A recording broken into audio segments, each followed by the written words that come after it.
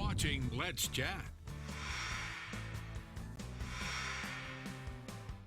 Welcome back as we continue on this Super Tuesday. You're watching News 12 now. This is Let's Chat. Let me introduce you to one of the preeminent legal authorities when it comes to navigating the potentially rocky waters of Social Security and disability. It is Scott Wesson from Griffin. Scott, good to see you. Good to see you. First of all, a lot of people have trouble when it's time to file for disability as it relates to Social Security. Tell us exactly what Social Security disability really is. Social Security disability, if you look on your pay stub and you see all these crazy little parts they take away from you before you get your money, that's Social Security disability. It's the same overall program that takes care of our Social Security retirement, okay? But it's another part of it, and we pay into that. We pay into that as we go, as we work throughout our lives. And if we're in the unfortunate circumstances where we become disabled, we may be entitled to benefits if we can prove and show Uncle Sam that we are disabled, and that's how we get it. Who is entitled to collect disability? Folks who have paid in the Social Security disability are entitled to benefits if they can show that they are in a position where they have not physically or psychologically or medically been unable to work for 1 year, or that's going to happen. In other words, a doctor says this patient, this person is not going to be able to work for a calendar year or more. It's a calendar year, so someone who is in a position where they're hurt really bad but they're out of commission for 6 months, Social Security disability is not going to apply to them. Okay, it's a 1 year. It doesn't have to be a permanent thing. Right. People think it has to be forever. It does not, but it has to be at least 1 year. And let's say someone has an accident or whatever, medical problem on the first of, pick a month, it doesn't matter.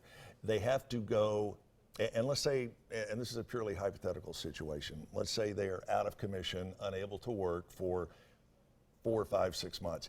Does the employer have the right to force them to come back to work, or is the employer within their right to terminate their employment? Well, that's a different scenario. That's something outside of the Social Security disability. But as far as everyone likes to say that Tennessee is a right-to-work state, right? And our rules and the things that apply to us, if there's no formal work contract. In other words, it'd be different for a football coach or something like that. If there's no formal contract, as long as the separation does not violate a federal law, there can be a separation. So can they force them to come back? No.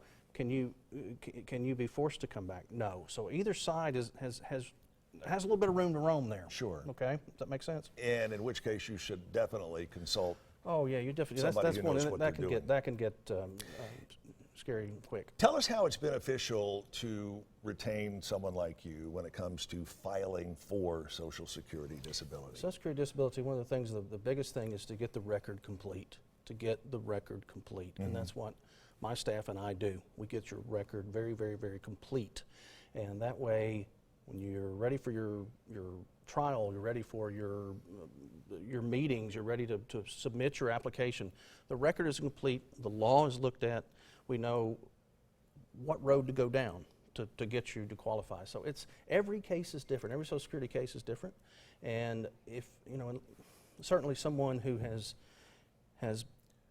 befallen a terrible, terrible situation when they're dying, they're paralyzed from their neck down, something like that, you may not need counsel for something like that, but just about anything beyond that, you're probably going to need some help.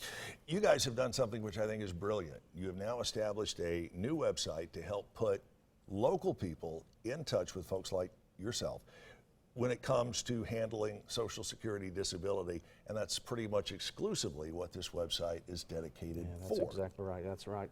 SSDhelp.com. SSDhelp.com. That is us. That is the Warren and Griffin Social Security website. Now, we still have our other websites, so at warrenandgriffin.com, but this one is specifically for help with your Social Security. You go on there, there is a place you can put your information. We will get in contact with you immediately. We'll evaluate your claim. We'll get you pointed in the right direction.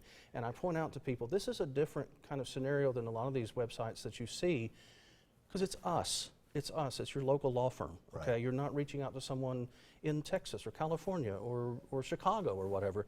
It's us. When you fill out your information on this, your local lawyer is going to contact you. Yeah. Okay, Wouldn't you It rather makes have all the someone difference. local in dealing with a situation Oh, it makes like such that? a difference. Please understand that. It is, even though you're applying federal law, it is the Social Security law, Social Security Administration. Right. There are certain regional information, regional things that matter, and I think it's important you have local counsel to help you. I would agree with that. Scott Wesson, we got to All leave right. it there. Thank you Hey, very thanks much. a lot. You can Thank get you. in touch with Scott at Warren and Griffin. Of course, you know where they are, right downtown. And again, check out this new website, ssdhelp.com, ssdhelp.com. We'll be right back with more of Let's Chat.